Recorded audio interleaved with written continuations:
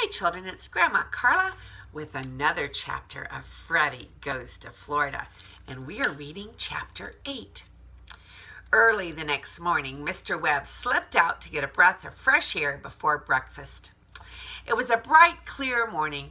He took a long drink of fresh cold water from a raindrop, and then he strolled along over the pine needles, humming to himself. Oh, the winding road is long, but never too long for me. Pretty soon he met an ant. Good morning, he said politely. I am a stranger in these parts. I wonder if you can tell me if there's any good fly catching in the vicinity. Now, almost always, if you speak to an ant, no matter how pleasantly, it will walk right by without answering. Ants do this because they are always busy, and they think conversation is a waste of time. But Mr. Webb is a fine-looking spider, and the ant was rather flattered at being spoken to by him. So she said, I'm sure I don't know, sir, but there aren't many spiders in our neighborhood, so I should think not. Ah, that's a pity, said Mr. Webb, but it seems a very pleasant neighborhood.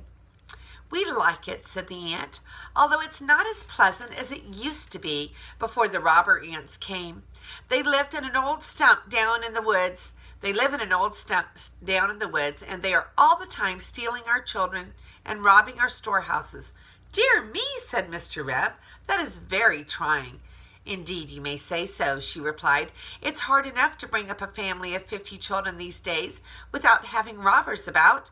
We had to leave our old house and build a new one, deeper and underground, so it wouldn't be so easy for them to break into it. Perhaps you'd like to see it. I should be charmed, said the spider, and so she led him to where there was a little hole in the ground, out of which ants were carrying bits of dirt and sand, which they dropped outside before hurrying back for more. She led him down the hole and into the long tunnel. Part of the tunnel was so narrow that Mr. Webb had trouble squeezing through, but at last they came out into a large room, which was really the ants' dining room. Here there were dozens of ants running to and fro, popping in and out of doorways, some of them bringing food which they fed to the ant children, and others carrying out dirt from the tunnels and corridors that they were building. They were all much too busy to pay much attention to their visitor, and they merely nodded and said, "How do?" and went on with their work. It is a very pleasant house, said Mr. Webb, when he had been shown through all the many rooms and passages. Ah, you should see our other house, said the ant with a sigh. Gold floors in the reception hall, and the dining room, and a gold ceiling in the nursery. There wasn't a finer one in the woods. Mr. Webb pricked up his ears. I should say not, he said. Gold floors, eh? Now, may I ask how that happened? Nobody knows, said the ant.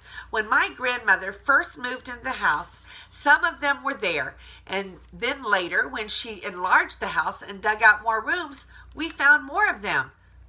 I should like to see that, said Mr. Webb. If I weren't so busy this morning, I would take you over and show them to you, said the ant. I am afraid I am keeping you from your work, said Mr. Webb, so I'll just run along.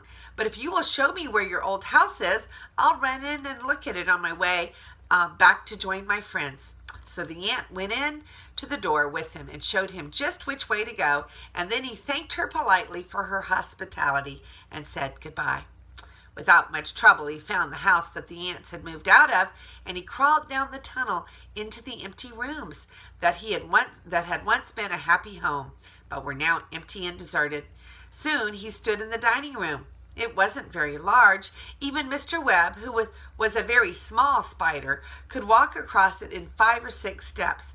But sure enough, the floor was of bright, shining yellow gold, and there were raised letters on it and the figure of an eagle. Now, before he was married to Mrs. Webb, Mr. Webb had traveled around a good deal, and once he had lived in a bank, so he knew what a $20 gold piece looks like. And now he knew that the floor of this ant's dining room was a $20 gold piece. He did not wait to look at the other rooms, but hurried back to the log house as fast as he could go, for he remembered what the swallow had told them about the bag of gold, and he knew that he had found it. This was what had happened. The ants, who had first built the house, had happened to begin digging just where the bag of gold was buried. It had been buried a long, long time, and the cloth had rotted away, and the ants had tunneled in and around the gold coins, and wherever one lay flat, they had made it into the floor or the ceiling of a room. Mr. Webb got back just as the animals were ready to start.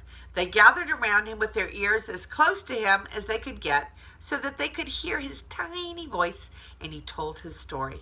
And then they all rushed out to the ant house, and the two dogs and Freddy the pig started digging.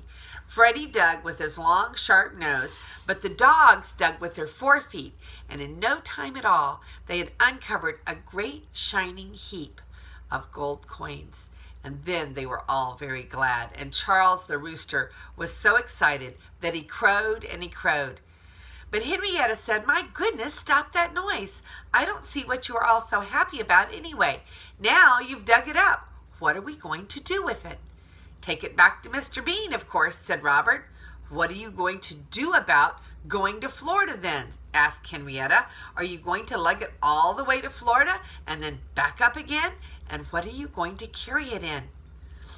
"We hadn't thought about that," said the animals. "Well, you'd better think about it now," said Henrietta.